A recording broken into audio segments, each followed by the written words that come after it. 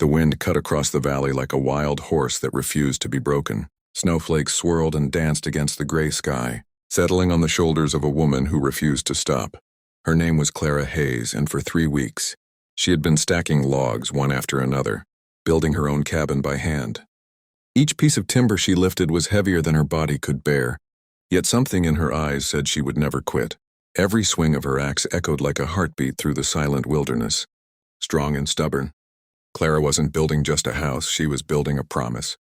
One she had made to herself the day she buried her husband, back in Kansas, and walked away from the grave with nothing but a mule, an old wagon, and the fire of survival burning in her chest. The plains around her were raw and untamed, the kind of land that broke most men before they ever called it home. But Clara was not most men. Her hands were blistered, her knuckles split, and her breath came out in white clouds that disappeared into the cold wind. The snowstorm was rolling in from the west, dark and thick, but she wasn't afraid.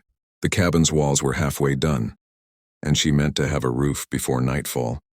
Her heart might have been broken, but her will was iron. From across the ridge, a lone cowboy watched her with quiet fascination. Jesse Colton, a man in his late 30s with tired eyes and a scar running down his jaw, sat astride his horse, reins loose in his gloved hand. He had come out this way hunting for strays that had wandered from his ranch. But what he found instead was a sight that stopped him cold. A woman alone in a place this harsh, working with the strength of 10 men. It wasn't pity that filled him, it was something deeper. A kind of respect he hadn't felt in years. Maybe even hope, though he didn't dare name it. Jesse had lost his wife 3 winters ago to fever, and since then, his world had grown quiet. His ranch still ran, his cattle still fed, but the laughter of children that once filled his porch was gone. Every dawn came the same. Work, silence, and the echo of what used to be. Watching Clara now, hammering and stacking and fighting against the wind, stirred something deep in him he thought he'd buried with his wife. He didn't ride down, though. He just sat there, his breath fogging, his heart caught between memory and something new. Clara paused to wipe the sweat and snow from her brow. Her hair, once chestnut smooth, now clung in damp curls around her face. Her arms trembled as she hefted another log into place, tying it down with rope and whispering a prayer under her breath. She was no stranger to loss, but she refused to let it define her. "You build it, Clara," she muttered to herself. "You build it strong, and you live." The echo of her voice was almost swallowed by the wind. Down below, Jesse finally moved.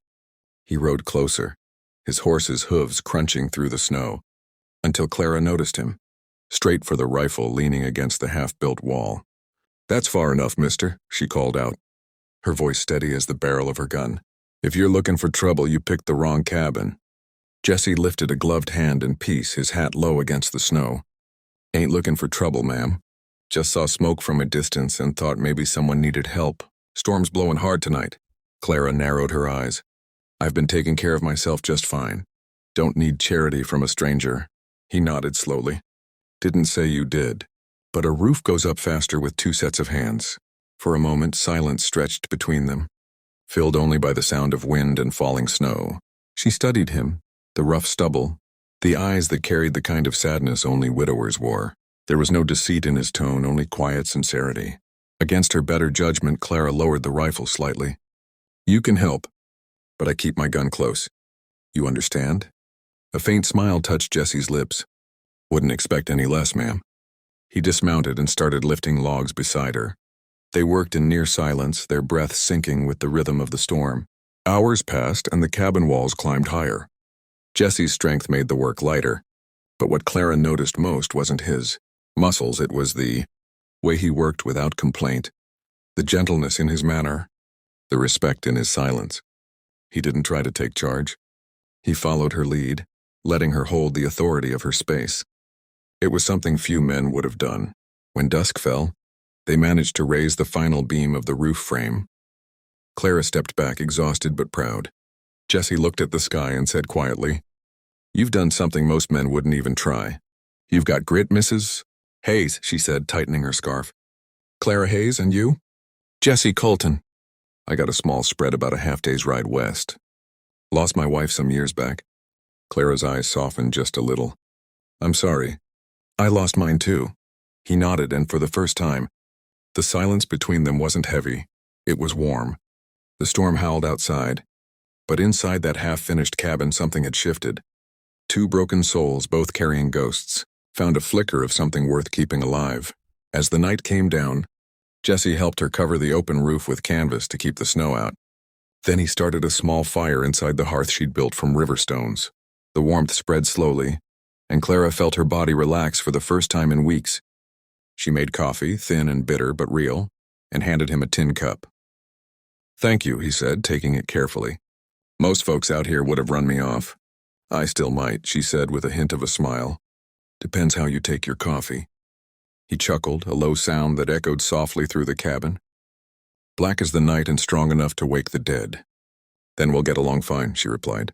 The two sat in silence, the fire crackling, their eyes drawn to the flames.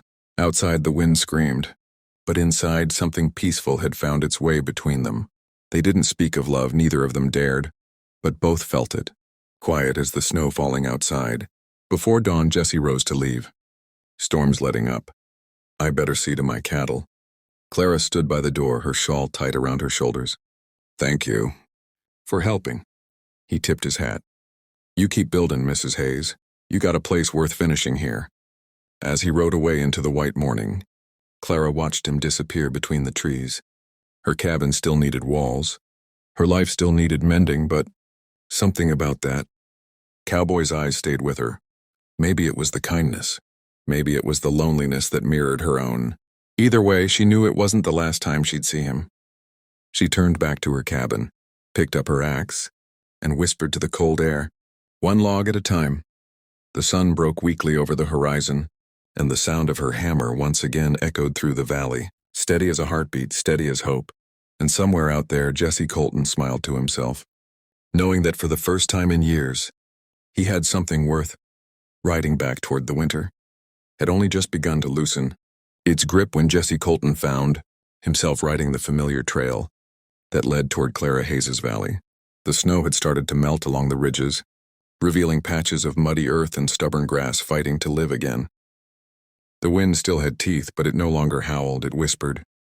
And in that whisper, Jesse heard a voice he hadn't been able to forget since the day he helped her lift those logs against the storm. He told himself he was just coming to check that she made it through the winter. But deep down he knew that wasn't true.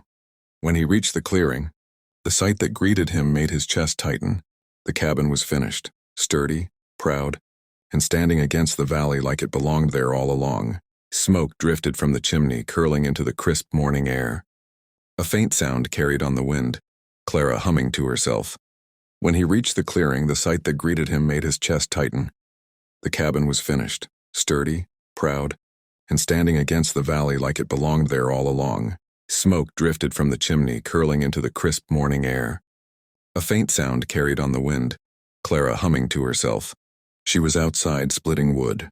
Her sleeves were rolled up, her hair tied back with a strip of cloth, and her movements were sure and strong. There was no fear in her eyes anymore, only determination and peace.